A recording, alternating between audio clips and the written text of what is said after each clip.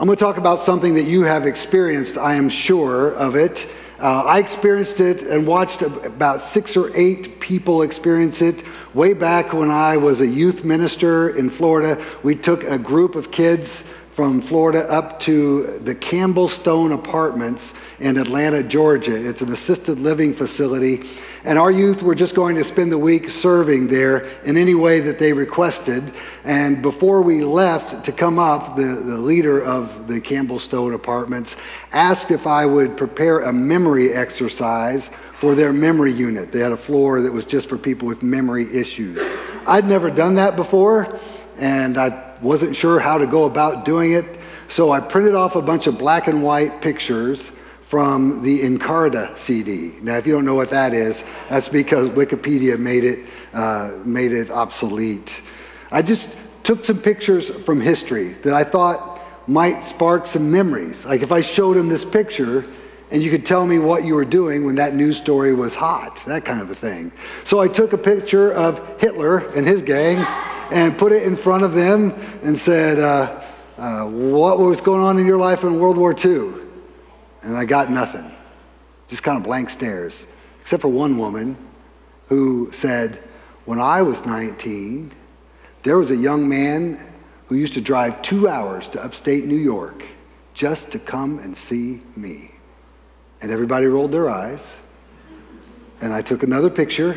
This one, I think, was Muhammad Ali standing over Joe Frazier in that famous picture where he's flexing his muscle after having knocked him down. And I showed him that picture and I said, do you remember what was going on in your life when Muhammad Ali was winning championships? And nobody said anything, except for a woman to my right who said, when I was 19, a young man used to drive 2 hours to upstate New York just to come and see me. And whatever their memory issues were, everybody around that table remembered that story because she told it all the time. Yeah. So I pulled out another picture and another and another, and none of them accomplished anything I wanted to accomplish.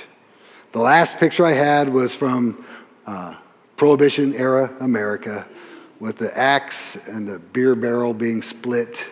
And I showed that to them and said, what about Prohibition? I didn't have high hopes. What about Prohibition? Nothing. Except when I was 19, and so as I pulled that picture away, I just sang a few bars of a song that I associate with Prohibition. I don't know if it has anything to do with it or not.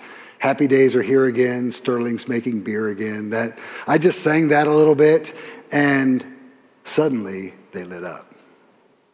And some of them filled in some words to the song. And I realized I'd been using pictures. What I needed was music. What I needed was music. And the lady who was 19 said, or who had been 19 said, when I was 19, my dad used to make gin in the bathtub. And everybody was shocked that her story changed. And I said to her, well, now we know why that young man drove 2 hours. Well, I began searching in my memory for any song from that era. I don't know the songs. The one I came up with was By the Light of the Silvery Moon. I sort of tried to sing a few. I don't know that song. I sang a few words, and again, they began filling in words for us. Yeah. Their past, against all odds, had broken through into the present. It was a beautiful thing to see. I just remember wishing I had musical skill and knowledge of their songs because that's what I needed to do. I've noticed music has that power in a lot of ways. There's a song that the church used to sing that we don't sing anymore. It's a hymn, and the reason we don't sing it is because there's just really no good theological content to it. It's just nice sentimentality. It's a song, Church in the Wildwood. Some of you know, Come, Come, Come, that one. It's got a great little, it's fun to sing, but it's not about Jesus even. So we don't sing it. But I had been here not too long when I began to think, that song was a song some of our older members sang as they were growing up. And they were standing next to the person who taught them about Jesus, their mom or their dad. And so even though there's no real good theological content in it, it recalls stuff that's not in the song. So I decided to just get ready for the blowback and include that song in one of our worship services. I even introduced it that way. This song is a part of the worshiping past of many in our congregation, and we're just going to sing it with them today. And I knew after the service that someone would come up and at the very least, roll their eyes at me for us having sung that song. But what happened was, after the service, Howard Schaefer, and if you've been around here a while, you remember Howard Schaefer, dear, dear saint in this church. He was in his 90s at the time, came up to me immediately after the service and said, he's from Michigan, so I'll do my best Michigan accent. "Oh gosh, Aaron, I wanted to sing that song so badly, but I couldn't because tears were rolling down my face." His past had come flooding into the present. It's not just a memory in that moment. It's even more than that. It's a re-experiencing of something that is special to us. I felt it once from smell. I was running on the golf course. I used to run track and cross country in high school and middle school. I loved doing that. And I was running on the golf course after it closed. This is probably 10, 15 years ago. And just running's probably too strong a word. It was probably slogging is a better word for what I was doing. But something happened. Suddenly I smelled this freshly cut grass, and cross country came back to me. And it wasn't just in my mind. I felt it in my legs.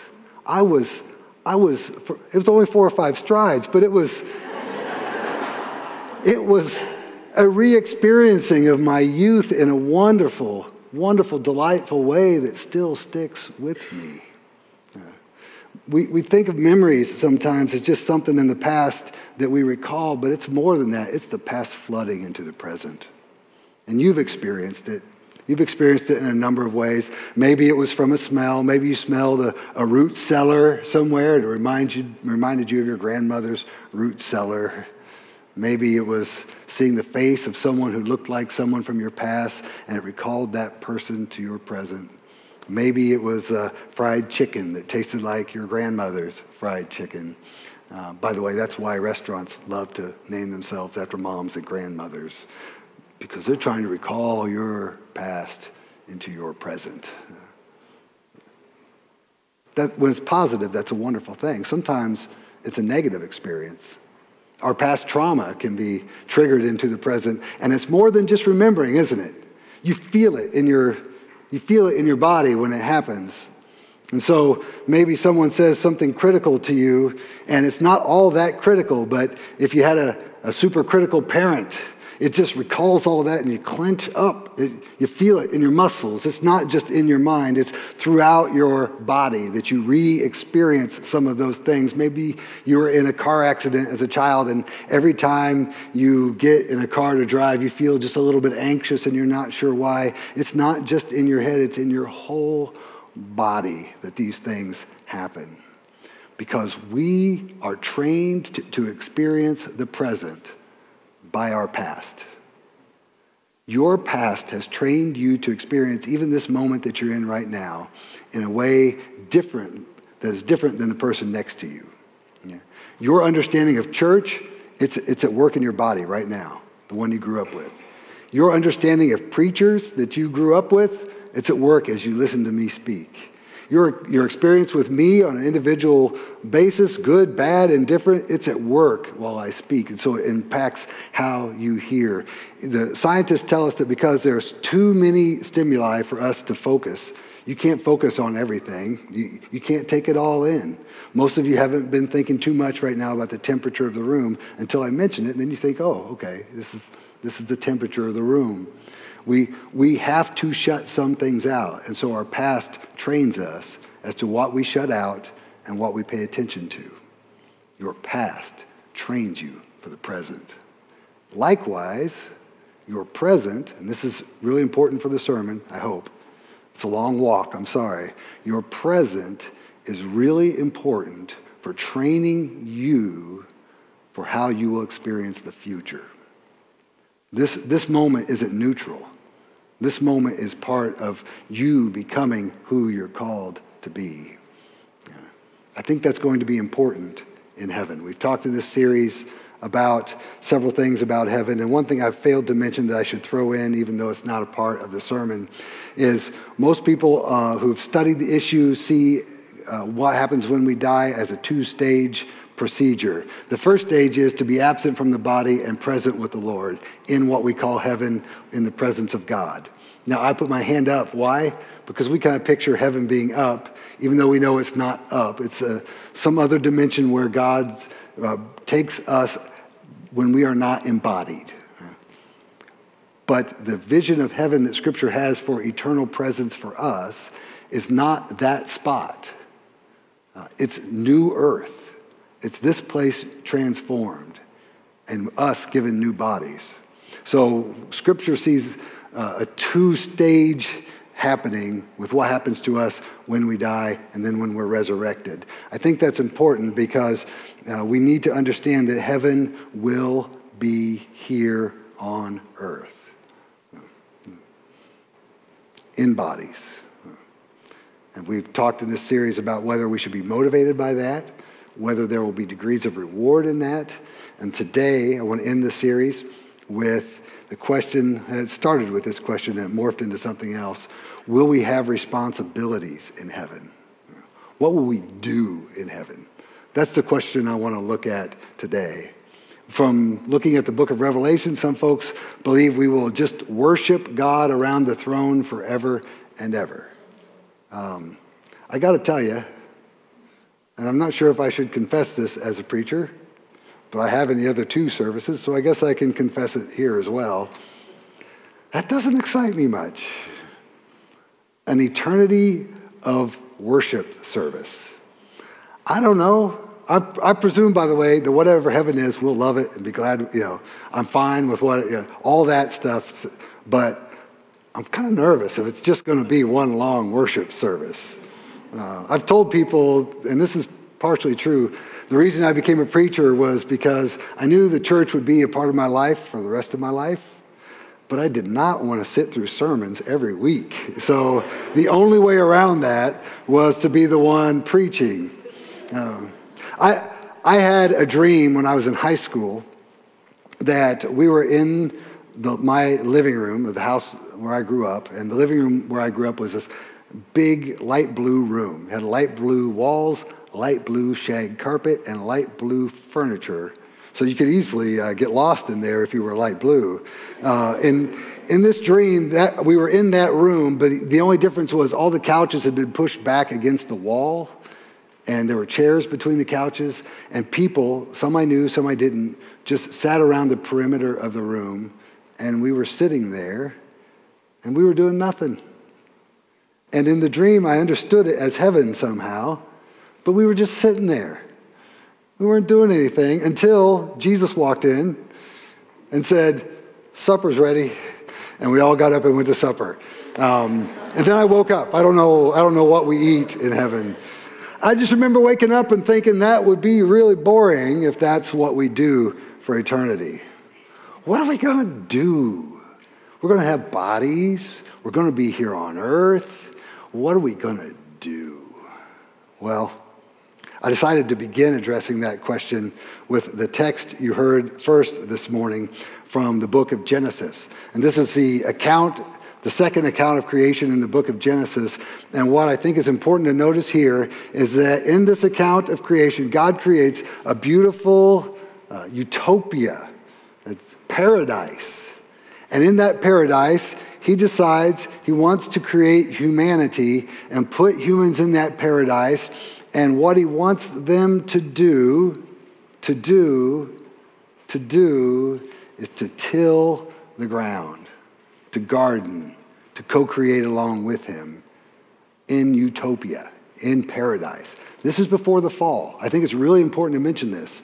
Before the fall, the original intention of creation for God designed into us and into creation the human desire to work. To work. Now, if you hear that, you might be thinking, I don't want to work forever.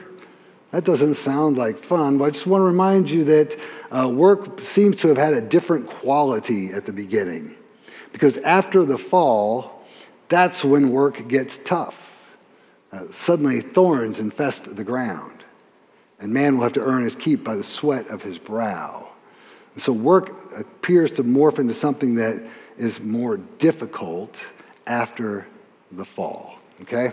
That's important to remember. Then we go through the whole story. We just fast forward it all the way to Revelation, where we get this vision of what it's like on earth in eternity. Now, the caveat here is simply this. Revelation is full of symbolic language. You can take too much from it. You've got to be careful what you take. So what I'm telling you is it's okay to disagree with me with what I'm about to say.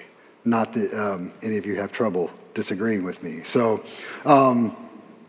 we see in Revelation chapter 21, I'll just read that again. Then I saw a new heaven and a new earth.